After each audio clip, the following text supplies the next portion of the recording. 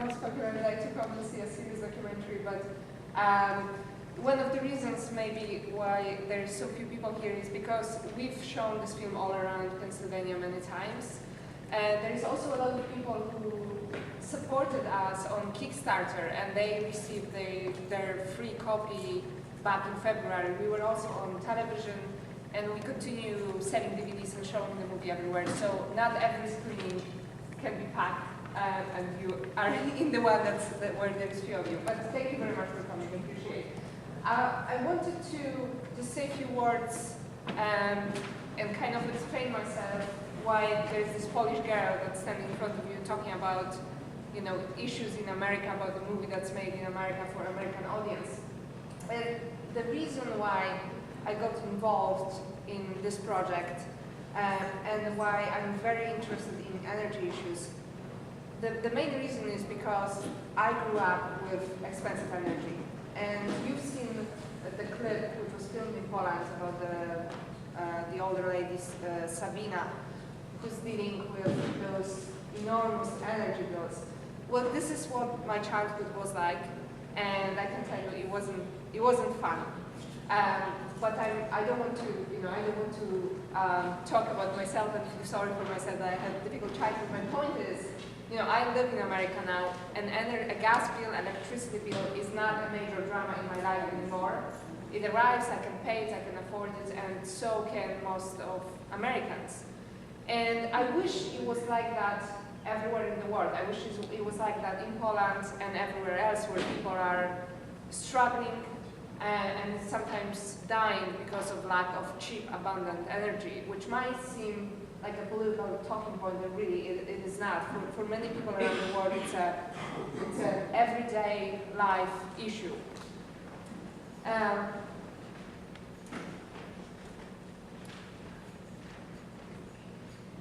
mean, this is, you know, that's the background from which I come from. The reasons why this project is so important, it's all in the movie. I couldn't describe it any better. But the reason I want to, you know, I feel it's important that people see it is because, you know, the fact that we do have cheap, abundant energy here, you know, in America and Western Europe,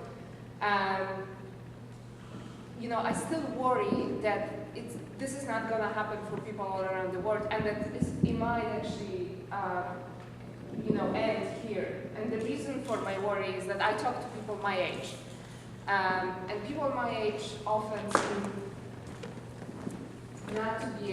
not to understand where the energy comes from. Thank you.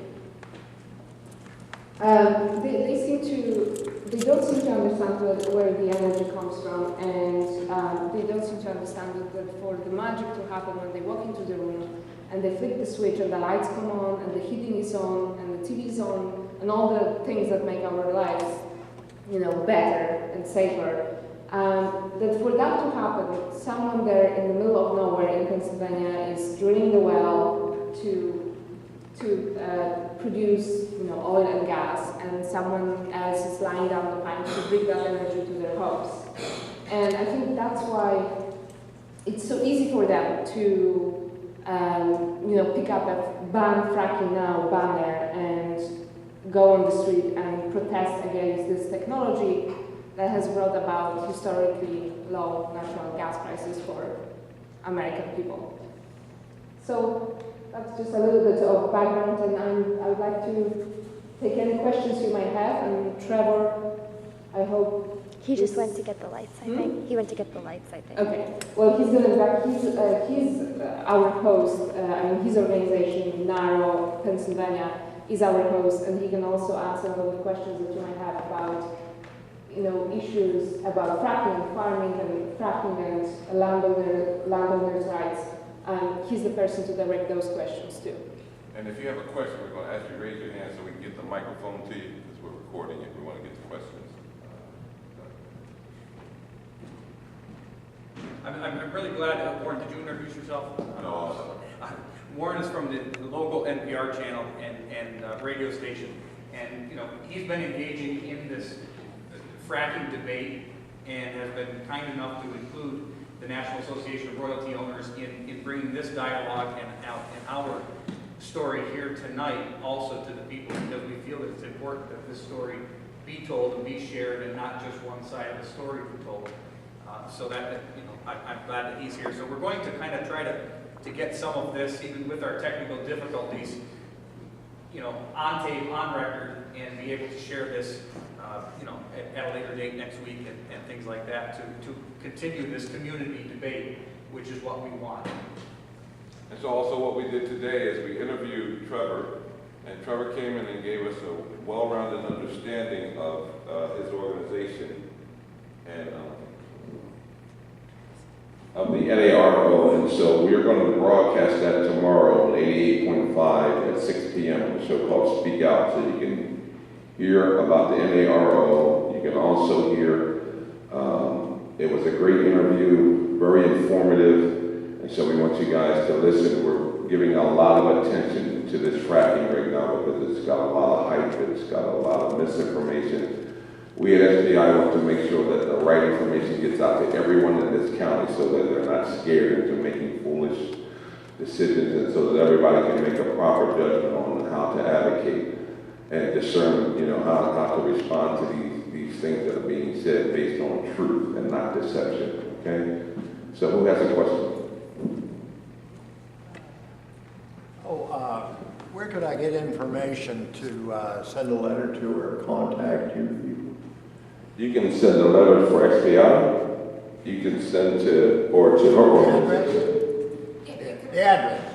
You can, for us, you want to send us an email? I will give you my business card at the end, and you'll have my email address, and you can send me an email to that address. Will that work? That's fine. Okay. I'm curious, as co-director of the film,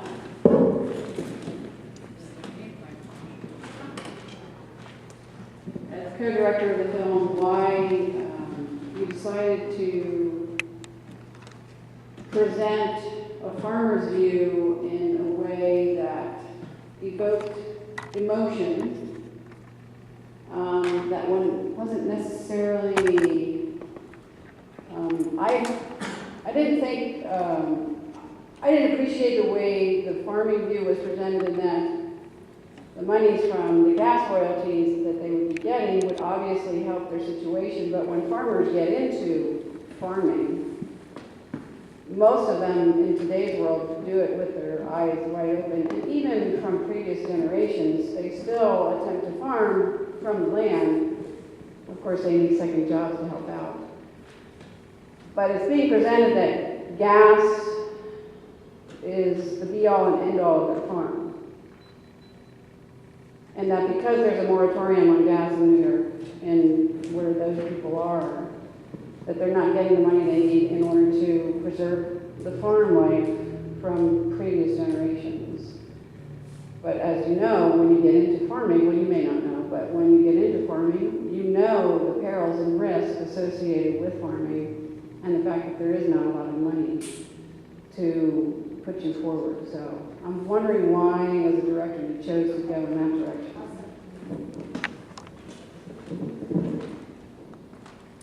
Well, you see, we were making a movie, so we were reporting. So is Josh Fox. Yeah. He's wanting to provoke emotion in that direction as well. So you're, you know, to me, Correct. you're in What we tried to do was we realized that there was a story there that wasn't being told at all, because the perception that Gassam has created was that there is this enormous local opposition to drilling, that everyone there is afraid of being exploited by the gas companies, afraid of the water being poisoned, etc. That was what was being reported at that time. And we went there, and I went from farm to farm, from door to door, and talked to people who have successfully leased the land to gas companies, and to people who wanted to do that. And I took their stories down, and then, you know, with the two other filmmakers, we decided to tell some of those stories. And the reason for that was that nobody really was listening to those people, and nobody was reporting their point of view. And the funny thing is actually that when I went there first time, and I approached some of the farmers, they were very skeptical, because I introduced myself as someone from the media, as a filmmaker. And they automatically assume that I'm going to either misrepresent their words or twist them somehow because this is what happened in the past to them. So they were actually, it took me quite a while to break the ice and to, make them understand that we were going to report the stories as they told us. And this is only after that we were able to film. And, we sat down to those interviews and we didn't know what was going to come out of them. I mean, the fact that there is a farmer crying in the middle of the interview, this is something that just happened on the set in front of the camera. And, it's hard not to show it because it's a very important part of the story. But when it comes to farming and fracking, I think maybe Trevor, as a head of NARO, can answer that. Yeah, I do want to speak directly to that because my family owns property in Wayne County. And we've owned property there since the early 50s. The fellow that Magda mentioned there, we've known for years, Hank Curtis. No one is just getting into farming.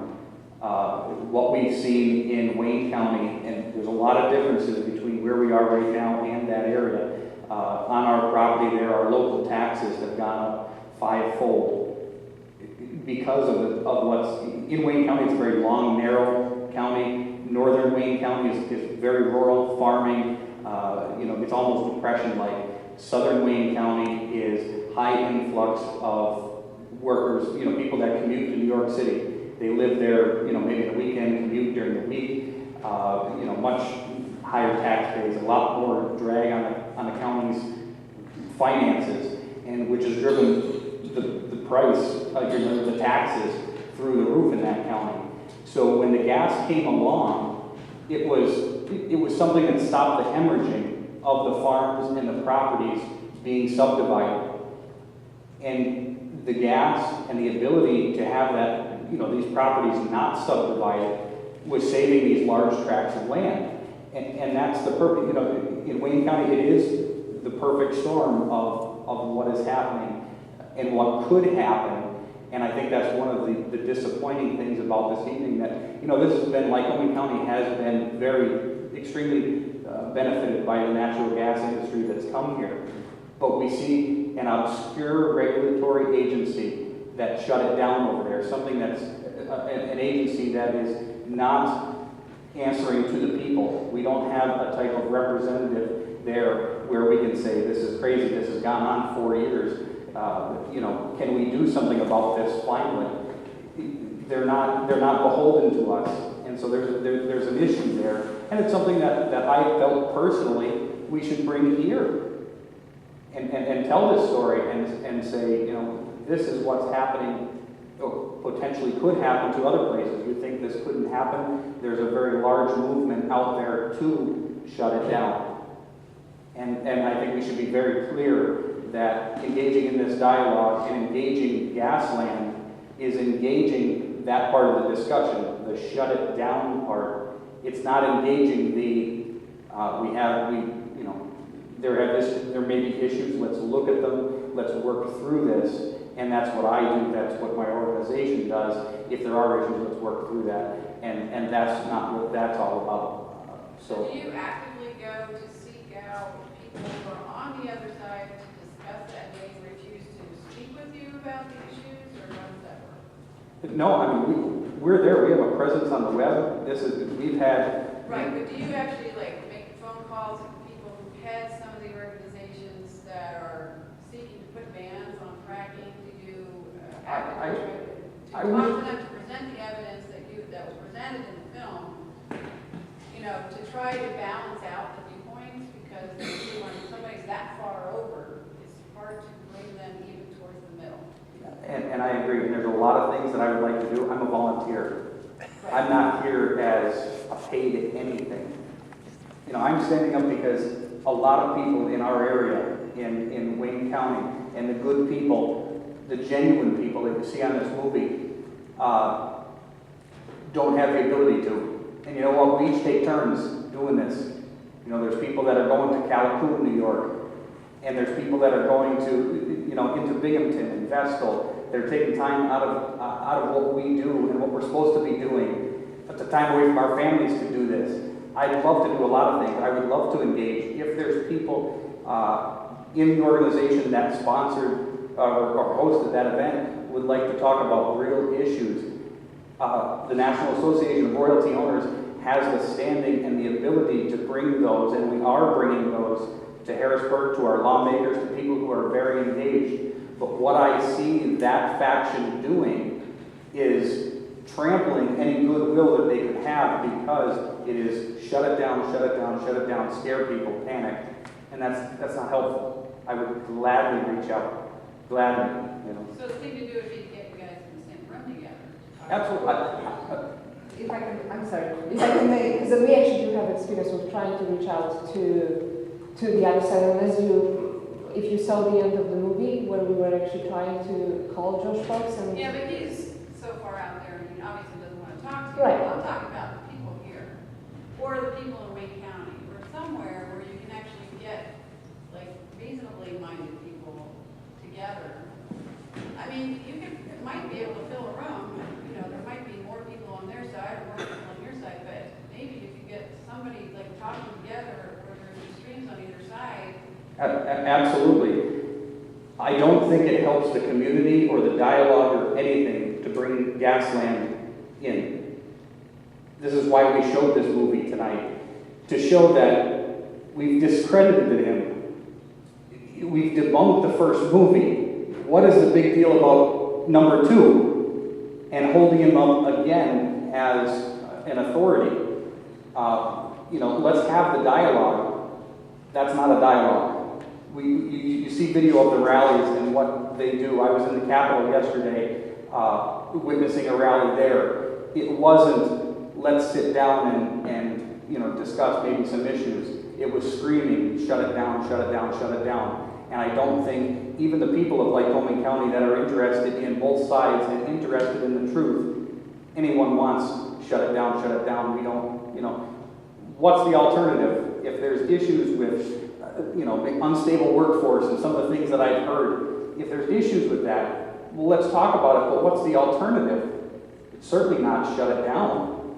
Do we want, I mean, I do have ties to Williamsport, and we don't want the town returning to that post-timber boom ghost town that it was, and that seems to be the direction that they want to take us. So we're interested in solutions. And what my organization does is education, advocacy, and outreach. And in that is solutions. And we have people that are solving problems. And we have the ability to be in the meetings when we need to be. Because we fight our way in at some times. But that's a great position, I think. I have 2 things to say. First and foremost, thank you for making this film. I've always seen the film as more commentary on the state of journalism. When in America, we have freedom of the press. And with that freedom comes the responsibility to present a balanced view of all the information. And when Gasland did not present that balanced view, it meant somebody had to step up and present the other side of all those arguments. And thank you to FrackNation for doing that. The other thing about farmers, I'm not a farmer, but I do know a lot of farmers being from this area, and farmers have always had the ability to sell the timber on their land or to mine the quarry rock or something like that. There have been extractive type things open to farmers.